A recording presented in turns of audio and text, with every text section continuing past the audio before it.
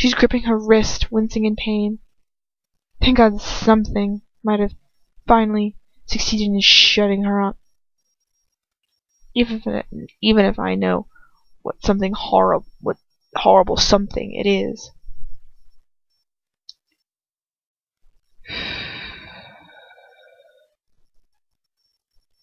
I darted my eyes across the table. Sure enough, Draco is doing the same thing as his aunt. He's clutching at his arm, his face scrunched up in pain. The Dark Lord. Poosh. The Dark Lord. Narcissus asks quietly. Bellatrix says nothing, but her eyes are lit up in slightly feverish glow. She rolls up her sleeve, staring at the mark that burns black in the smooth white of her forearm, running her thumb over it almost lovingly.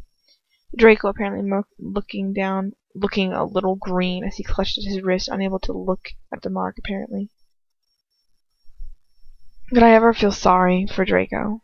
I mean, properly sorry for him. After all, how could he fight against all that he's ever known? Narcissa looks at her son. Her sharp features soften for a moment before she nods her head. Then you must go immediately, both of you. They don't need to tell me twice. My breath comes. They don't need to be told. Oh, they don't need to be told. Damn, I thought she said there. You don't need to tell me twice. Runs out of door.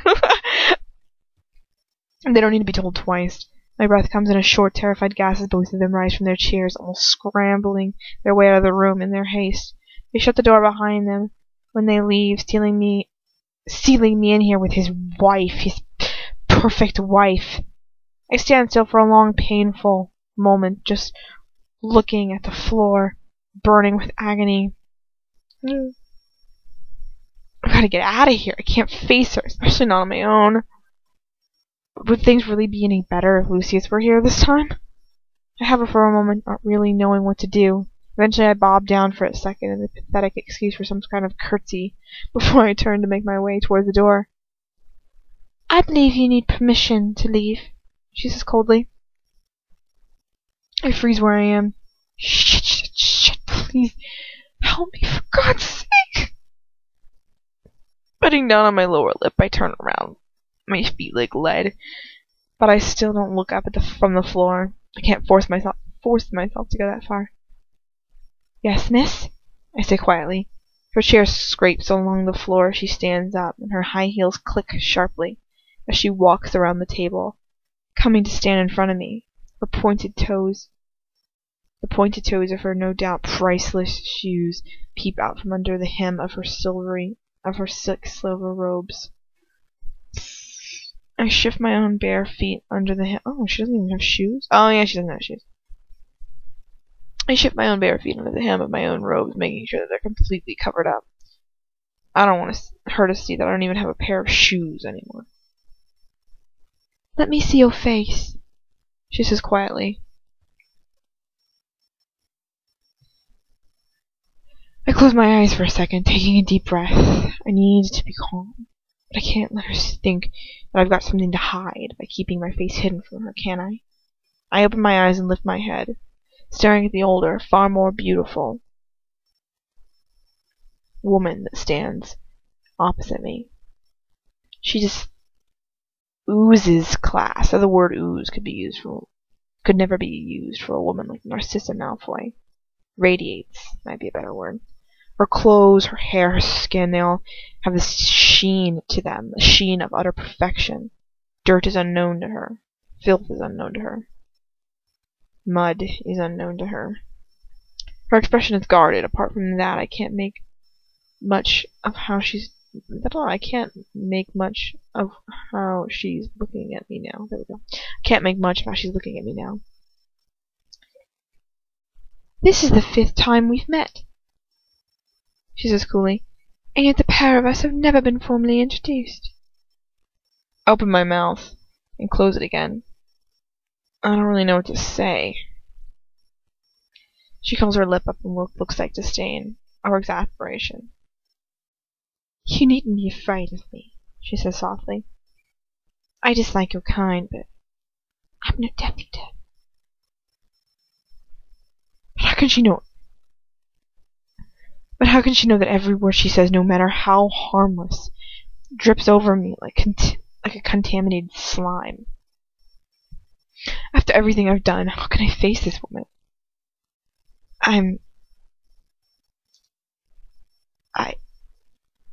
I stutter and slip as she remains cool, calm, and collected, raising a perfectly plucked eyebrow at me. An introduction usually begins with a name, I believe. I swallow and I nod. Gotta keep it together, I've got to. My life depends on it. Lucius's life depends on it. My name is Hermione Granger. I say as levelly as I can under the circumstances. Her expression doesn't change. And I, Narcissa Malfoy. She pauses. Voice is soft. Very soft. I am the wife of your captor. My heart is beating so hard that I feel my ribs are cracking. I know it. The wife of your captor. Christ almighty. Does she know? You will forgive me if I do not shake your hand, I presume? She states without a real question in her voice. It wouldn't be proper, after all. A prick of resentment runs down my spine. Perhaps it would be fear. It could be fear. She is just saying that because I'm a mudblood. Or is she saying that because... To be safe, I nod my head. She looks at me for a long while in silence, her head tilted to the side slightly. You haven't been here having the best of times recently, I hear, she says quietly. I almost sputter in sheer surprise. She offering me sympathy? Of all things, why? You could say that, I reply, almost biting my own tongue for a second later.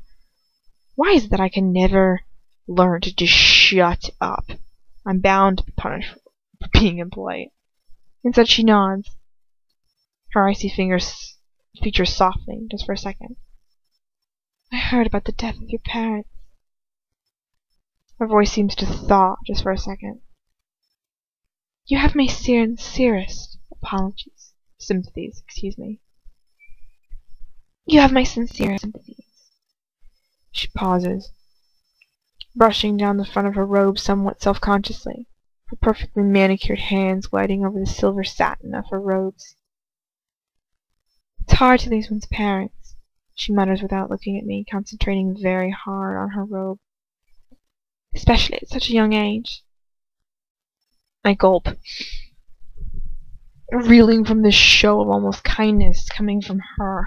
Her, of all people, the woman who should hate me more than anything in the world. And this time, not for everything I am, but also everything I've done. It's not kindness, but sympathy too. She said those words as if she knew their meaning all too well. As if she knows exactly what I'm feeling. I struggle for the words for a moment, not really knowing what to say. I heard your parents died too. I'm sorry. She raises an eyebrow at me, but nods. It wasn't easy, being the only one to miss them, she says softly. Andromeda hasn't seen them for almost 10 years, and she had a little affection for them. And as for Bella, she trails off, her voice, her cold eyes are focused on me. As fondly as I regard Bella, she's not often the most sympathetic of women, as I'm sure you know. I don't know whether to smile at her comment or not. I have no idea what she expects of me. Is she welcoming me into her confidence, or is she trying to lead me into a trap? And just how similar is she to her husband and her sister? I decide it's safe to keep quiet, biting the inside of my cheek to stop the confession that burns at the tip of my tongue. Bella hates you, you know, she says. It's the most obvious statement that I could laugh if the situation wasn't so desperate. It's so obvious in the way that it can never, ever disclose, ever. I guess. I say, a touch of sarcasm creeping into my voice. I can't help it. I know that I should just shut up and keep quiet. But keeping quiet has never been a strong point for me. It's the reason why I was always a little unpopular in my class, school. Her expression hasn't changed. What can I do to make this better?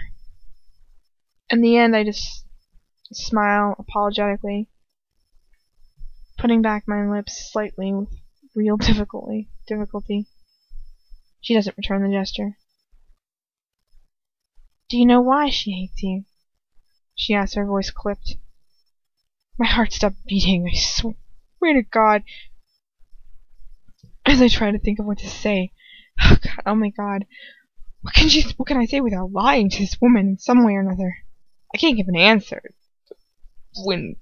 Been true when I was first captured, surely that wouldn't technically be a lie. Because I'm unplugged. That's not the only reason now, is it?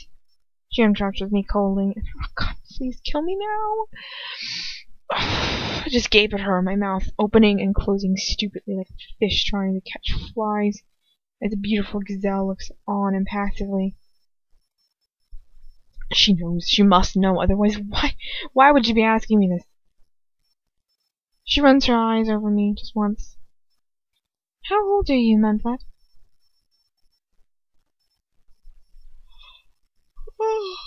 I swallow my gut and my humiliation before I answer. 18. Yes, I'm a stupid little girl who's gotten in way over her head, mixing with things far too grown up and terrifying for her, sleeping with your husband, obsessed with your husband, perhaps even... Her lips thin out slightly, and for a moment I wonder whether I can see those eyes soften. Stupid little girl. Yes, I'm a stupid little girl. A stupid little girl who's gotten way over her head, mixing with things far too grown up and terrifying for her, and sleeping with your husband, obsessed with your husband, perhaps even... Sorry. I didn't think I read that justifyingly, and I wanted to make sure that cemented, because that was important. Her lips, thin out slightly, and for a moment I wonder whether I can see those eyes soften. When I was 18, I was studying for my NEETs, excuse me. She says quietly. She pauses. My breath is shallow. She can't feel sorry for me. I won't believe it. I learned to trust nobody, except perhaps Ron. A long time ago, when Harry failed to save my parents. This is no place for a young girl. I've told Lucius again and again. This isn't poor practice. A mudblood you may be, but I do not see how keeping you in this manner achieves anything. I don't say anything because I can't. What can I say? He cannot risk letting you go. I know this. She locks her gaze onto mine. You must know what will happen to him if he does. Oh God, if you are merciful, you will strike me dead now. Once I told Lucius that if he really cared for me, he'd let me go. He swore he'd die first. Somehow, I don't think that's what she's talking about. But I assume that he is keeping you as well as he can, she adds, her voice barely audible. Bella continuously mentions to me just how he will not allow you to be harmed. Not by anything or anyone. She pauses again with an icy clot in my veins. While an ice clots in my veins, breathe. Breathe in. And out. She knows. Her beautiful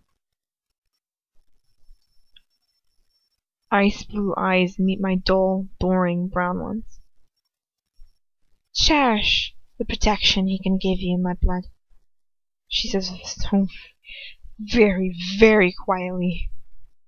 It may be the one thing that can save you. The door swings open and just as everything so much worse. And just to make everything so much worse, thank you, God, Lucius